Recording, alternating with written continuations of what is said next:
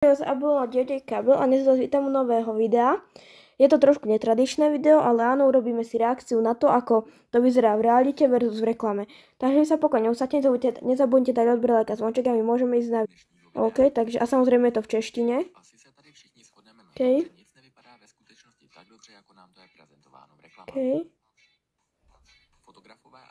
Mekáč. Jak daný produkt vylepšit, aby vypadal co nejlépe. Ne. V dnešním videu se zaměříme právě na toto téma a ukážeme si hranolky. Podľa tam budú aj hranolky, si myslím. A začínáme. Budem menej rozprávať, aby ste aj jeho počuli, čo rozpráva, ale budem takedy aj ja. Mléko není mléko. A čo to je? Aha, lepidlo asi, že? Kampaň například s kukuřičnými lupínky nebo jinými cereáliemi většinou je fotí v misce plné čerstvého mléka.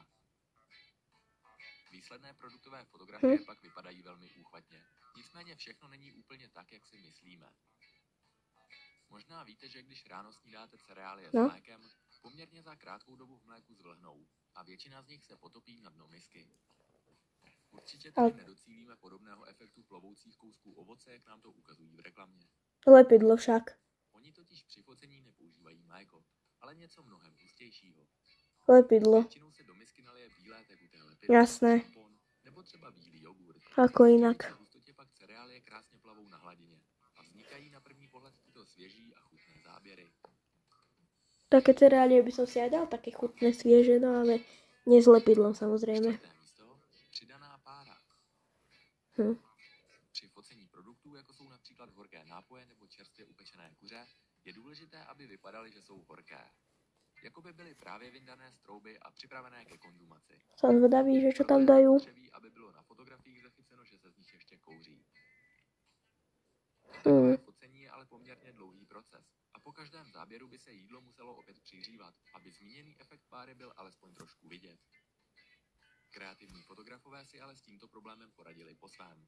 A to tak, že vytvořili umělou páru, která nějakou dobu trvá. A oni mezi tím mají dost času nafotit jídlo z různých úhlů. To ako?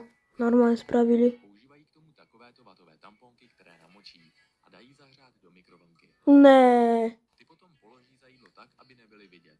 A efekt... Ja som vždycky veril, že to je reálna para. No ale... Třetí místo, pancakes. Palacinky. Není nic chutnějšího než takto vyfocené lívance. Tak lievance, čo ja viem, pancakes, lievance. Pancakes sú aj palacinky, nielen lievance. Teda aspoň dúfam. Tak nás to učili v škole. Ach, ja. A věřte nám, že za okamžik už vás chuť na ně přejde. Ja viem, ľudia, toto som počul. Oni dávajú tam motorový olej. Normálne nedajú metal, dajú motorový olej. Na vašem Instastories nevypadá jako ta z reklamy. Předtím, než se začne tento sladký pokrm fotit, na jednotlivé lívance se nastříká sprej odchuzující vodu. Až potom se na ně může pomalu nalévat buď javorový sirup, nebo v některých případech se i místo sirupu používá hustější motorový olej. No. Takto zničiť lievance, to je hrozné. Deodorantem nebo lakem na vlasy. Tím pak získá vysoký lesk jako z reklamy.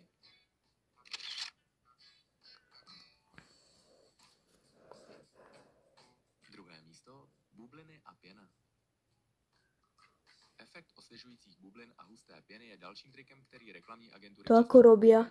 Už bubliny, to sa ako dá spraviť? Když chcete zachytit skleničku piva s krásnou hustou pěnou, nebo třeba jen bublinky v ledově vychlazeném letním nápoji, bez jedné přidané ingredience to stále nebude ono.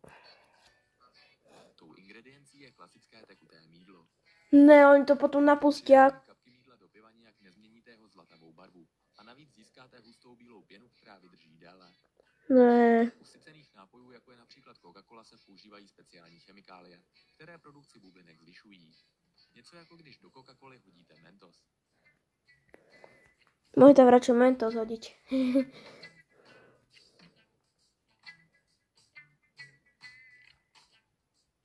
Lebo už to tam vysypne.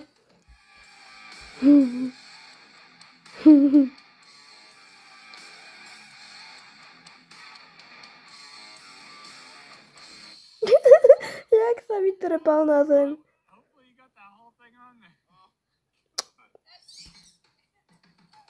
Okay.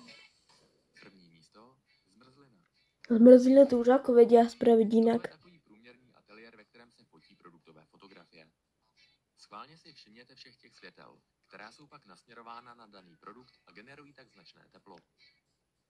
A teď si představte, že v podobných podmínkách máte fotit ledové kopečky zmrzliny. Asi by se rozhodli dříve, než danou scénu naaranžujete. No, Proto se i v tom poznáme v lete. A bohužiaľ, už leto za chvíľu končí. která v teplé místnosti Toto natáčam v piatok, takže už o 3 dní do školy. tato směs se připravuje z namixovaného a potravinářského barviva.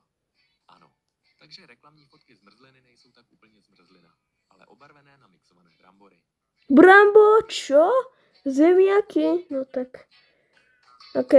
To by bolo pre toto video všetko. Vy nezabudnite dať odber, like a zvonček, a my sa vidíme u ďalšieho videa. Takže zatiaľ čus.